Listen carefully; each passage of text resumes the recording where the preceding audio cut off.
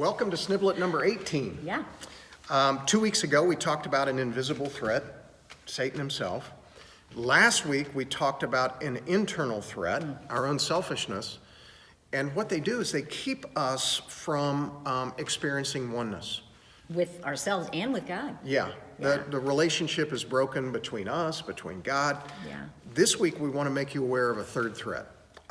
It's an external threat. It's what I want to call the threat of the world. Yeah. And when I say that, what does that Yeah. mean? What do you? Oh what's a man, good way I think of this one interpreting they'll that? be able to relate to so easily because I think the world offers, we'll call them deceptive alternatives to God's design for marriage.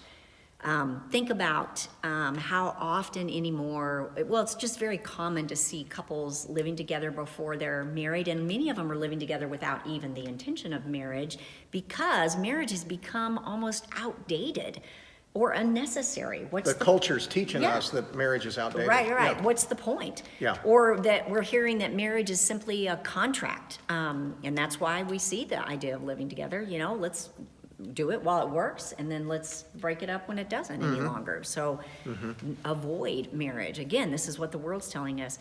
Marriage is primarily about me, 50-50, and that is such a contractual style of living that we've talked a lot about, whereas what God's called to us is to give all, 100. That covenant mentality. So we have Yeah. been deceived Yeah. by the world. Think about how the world uses influential platforms to Yeah. deceive us, to produce a deceptive thinking. Anti-biblical ideas that contradict God's design. For instance, the entertainment industry. I mean, Oh, yeah. you and I, Yeah. we love movies, we Yeah. love certain shows, but when was the last time Christ was the hero in the story? Or marriage. Yeah, Like, or a good marriage was the marriage is hero in the made story. fun of Yeah, almost. in fact, the Yeah. Christians a lot of times are seen as kind of these, wimpy.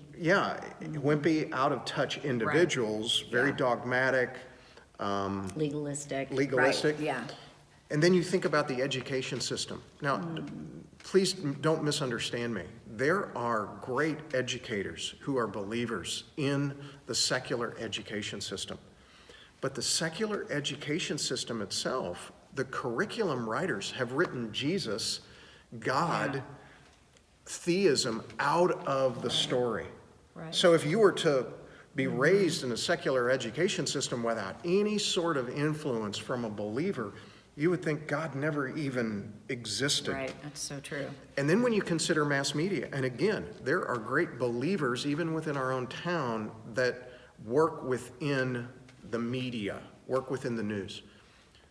But national media has an agenda many times that is totally leaves out Yeah. theism and Christianity, news, radio, TV. There's an agenda to try to persuade based upon which position they're coming from. And then when you consider social media, Yeah. Instagram, It's the Facebook. last 20 years. Yeah. Oh my gosh, it's like if you were to look at that and it sets up this aroma of comparison. Right.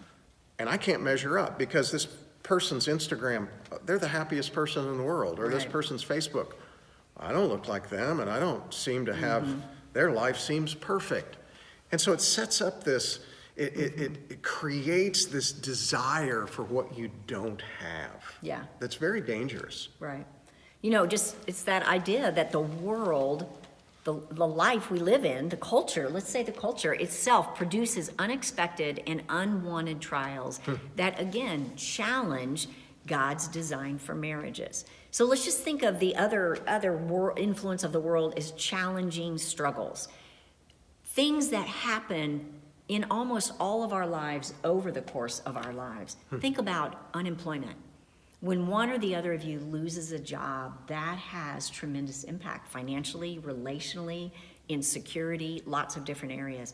Health and mental health issues, whether it's your own or with those around you, that has a tremendous impact, but that's just the influence of the world that we lived in. Right. Family challenges. Just existing within your extended family or within your own home if you have a difficult child or a high energy child, whatever it might be. What about the loss of a family member, whether it's a parent or a child? All of these things are normal flows in our life, but they have tremendous, they can add tremendous struggle into our marriage. Yeah. Inevitable difficulties that can happen to any of us are what those things are. And this is where we have to remember, as we talked about a couple weeks ago, we got to stand shoulder to shoulder, not in opposition to one another, but moving forward as a team. And that's hard to remember. Yeah. When we listen to the world, Yeah. it's telling us when those things happen to us, Right. all those unwanted circumstances, Right.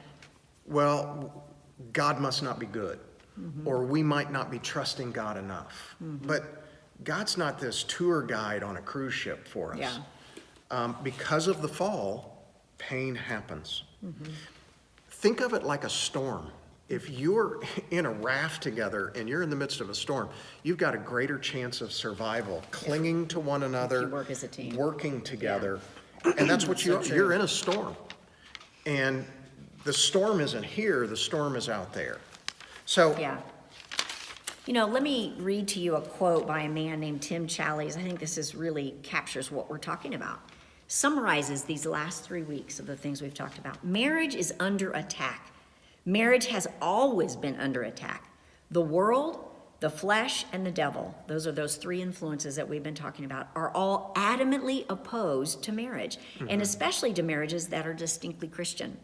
Marriage, after all, is given by God to strengthen his people and to glorify himself.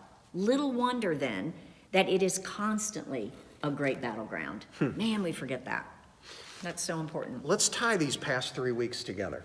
Okay. We've talked about, first of all, an invisible threat, which is Satan himself, who wants to steal, kill, and destroy. Right.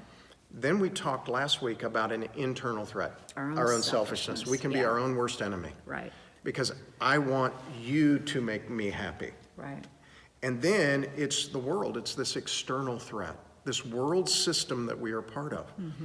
So we need to be able to say, write those things down, invisible, internal, external, and dialogue together. Here's your application to say, how are these three